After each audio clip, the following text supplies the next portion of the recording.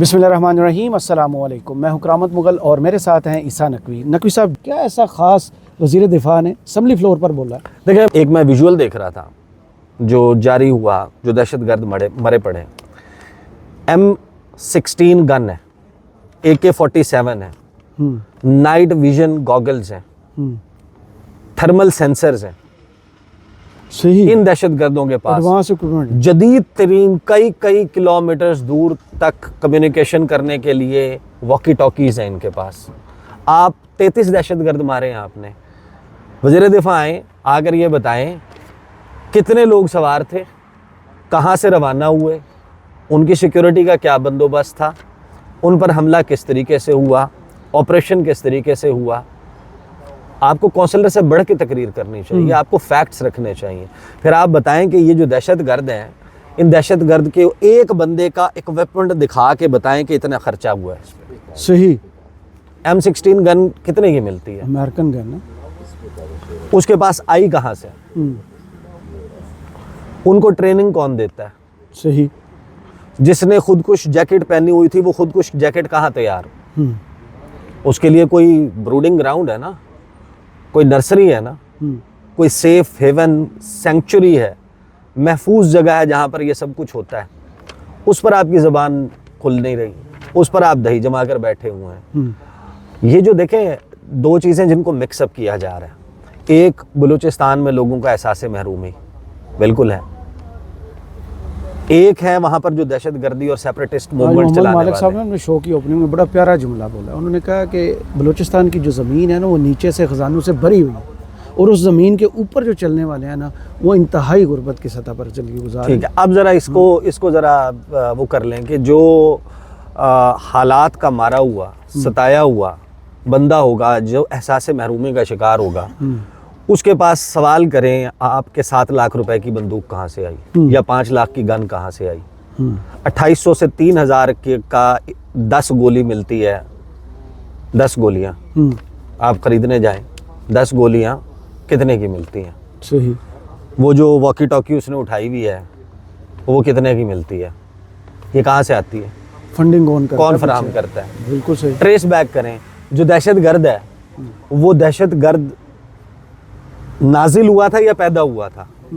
पैदा हुआ था ना। सही। तो उसकी एक माँ भी होगी, रैकी करें उसकी, ज़्यादा उसकी फैमिली भी होगी, उसके बहन भाई भी होंगे, बाकी लोग भी होंगे ना। उनका नान नफ़का कैसे चल रहा है, उनका घर कैसे चल रहा है, उसको वहाँ पर पाल कौन रहा है? कोई मुल्क दे रहा होगा ना। आज की आपकी पूरी तकरीर में हम उस मुल्क का नाम सुनना चाहते थे। सही। हम उस मुल्क का नाम और आपकी तकरीर का फोकस उस मुल्क पर चाहते थे। सही। इस वक्त 2 मुल्क हैं दुनिया में जिनकी ओपन पॉलिसी है against BRI, against CPAC, India और अमेरिका। और आपने नाम ही नहीं लिया। अब यहाँ पर जो कुछ हो रहा है, क्या बलूचिस्तान में असला बनाने की फैक्ट्री है? M16 बलूचिस्तान में बनती है, अमेरिका में AK-47 वहाँ पे बनती रशिया में है। बनती ये नाइट विजन गॉगल्स जो हैं, ये जो थर्मल सेंसर्स हैं। अब देखें, यहाँ पर आप अपनी वज़ीर दिफा के तौर पे ये बताएं, और वज़ीर दाखिला ये बताएं, और सूबाई हुकूमतें ये बताएं, खैबर पख्तूनख्वा की हुकूमत, बलूचिस्तान की हुकूमत ये बताए कि आपने चौकी पे जिस जवान को खड़ा किया हुआ है, जो अपनी नेकेड आई की विजिबल रेंज से दहशतगर्द को देखने की कोशिश और उसको ख़त्म करने की कोशिश कर रहा है, या उसके हिफाजत के तौर पर खड़ा हुआ है, उसके ऊपर जो हमला करने के लिए आ रहा है, उसके पास थर्मल सेंसर है, उसके पास नाइट विजन गॉगल और इक्विपमेंट, और उसके पास वो स्नाइपर गन्स हैं जो 3-3 किलोमीटर की प्रिसीजन से निशाना बनाते हैं। वो जो वाक़या हुआ है, वो जिस मकाम पे हुआ है, वहाँ तक वो आए गए होंगे, किसी गाड़ी के ऊपर आए गए होंगे। तो आप इस सब इशू को जिस तरीके से ब्रैकेट डाउन कर रहे हैं, ये दफ्तर खारजा का बयान है। जाफ़र एक्सप्रेस ट्रेन दहशतगर्दी के पीछे भारत है, तर्जुमान दफ्तर खारजा। दफ्तर खारजा में हफ्तावार ब्रीफिंग देते हुए तर्जुमान शफ़क़त अली ख़ान ने कहा कि हमने अभी जाफ़र एक्सप्रेस दहशतगर्दी पर रेस्क्यू ऑपरेशन मुकम्मल किया है। जाफ़र एक्सप्रेस पर हमला भी बैरून मुल्क बैठी क़यादत ने करवाया, और जाफ़र एक्सप्रेस ट्रेन दहशतगर्दी के पीछे भारत है। तर्जुमान ने कहा कि बलूचिस्तान में हालिया दहशतगर्दी में मुलव्विस दहशतगर्द अफ़गानिस्तान में अपने साथियों से राब्ते में थे। इस वाक़े के दौरान ट्रेस शुदा कॉल्स में अफ़गानिस्तान से राब्तों का सुराग मिला है। दहशतगर्दों की अफ़गानिस्तान में महफूज पनाहगाहें हैं। पाकिस्तान बारहा अफ़गान अबूरी हुकूमत से मुतालबा करता चला आया है कि BLA जैसे दहशतगर्द ग्रुपों को अपनी सरजमीन के इस्तेमाल से रोकने पाकिस्तान अपनी सरहदों के बाहर से प्लान की जाने वाली दहशतगर्दी का शिकार है। तर्जुमान दफ्तर ख़ारजा का कहना था कि हम सफारती राब्तों को इस तरह पब्लिक फ़ोरम पर बयान नहीं करते। माजी में भी हम ऐसे वाक़यात की मुकम्मल तफसीलात अफ़गानिस्तान के साथ शेयर करते रहे हैं। ये एक मुसलसल अमल है जो जारी रहता है। उन्होंने मज़ीद कहा कि अफ़गानिस्तान पर हमारे बुनियादी तरजीह दोस्ताना और करीबी ताल्लुकात का फ़रोग़ है। इस समत में ताल्लुकात का तसलसल अहम है। दहशतगर्दी हमारे लिए एक संजीदा मसला है। हमारे कई दोस्तों से हमारा इंसदाद दहशतगर्दी पर ताउन मौजूद है। ये जितनी भी गुफ्तगू तर्जुमान दफ्तर ख़ारजा ने की है, क्या कहीं से आपको इस गुफ्तगू की कोई झलक वज़ीर दिफ़ा के बयान में नज़र आई? नहीं नज़र आई।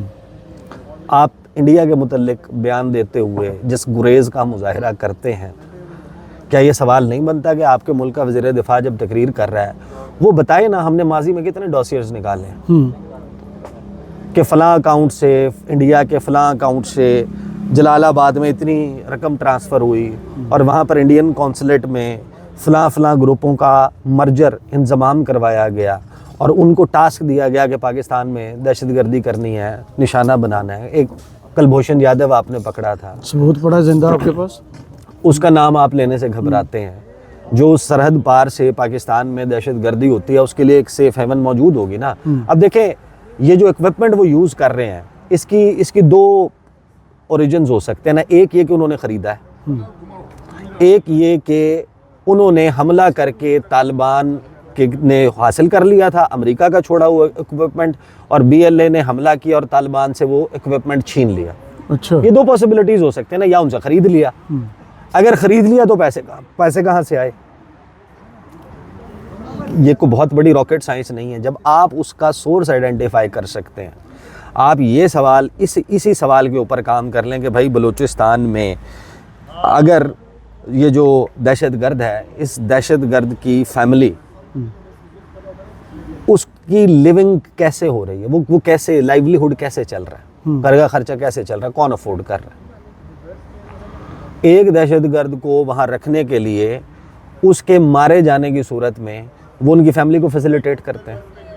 अच्छा, जिस बंदे को रखा हुआ है उसको पैसे रखने के लिए नहीं चाहिए, वो खाता पीता है ना, इंसान है ना, वो रोबोट्स नहीं है। तो आप अगर वज़ीर दिफ़ा होकर हमें इसका जवाब नहीं देते, पाकिस्तान के सबसे बड़े फोरम को जवाब नहीं देते, जब आप ये बताने से कासिर हैं कि इनको वहाँ से इधर तक पहुँचाता कौन है, सरहद से पार ये कैसे आते हैं, यहाँ पर आके ऑपरेट कैसे करते हैं, उनकी सरकोबी के लिए आप तो ऑपरेशन की डिटेल्स तक नहीं बता सके। तमाम तर गुफ्तगू का मरकज़ और महवर अगर आपने पाकिस्तान तहरीक इंसाफ को बनाना है तो फिर ये लड़ाई तो हमारी सियासी लड़ाई बन गई है और आप अपने यहीं पर इसको हार गए। लेकिन तहरीक इंसाफ के कंडक्ट के ऊपर 600 सवाल हो सकते हैं इस मामले पे। सही कि यार फलां अकाउंट, अब तहरीक इंसाफ उसको डिसोसिएट कर रही है, खुद को डिसोन कर रही है उन अकाउंट्स को, कह रही है कि हमारा इनसे ताल्लुक़ नहीं है। आप for the sake of creating consensus, इत्तफाक राय पैदा करने के लिए आप उनका ये बाय करें ना, और आप कर लें, आप उनको दावत दें, आप बुलाएं, बिठाएं और इसके ऊपर एक होलिस्टिक अप्रोच बनाएं। वो नहीं बनानी।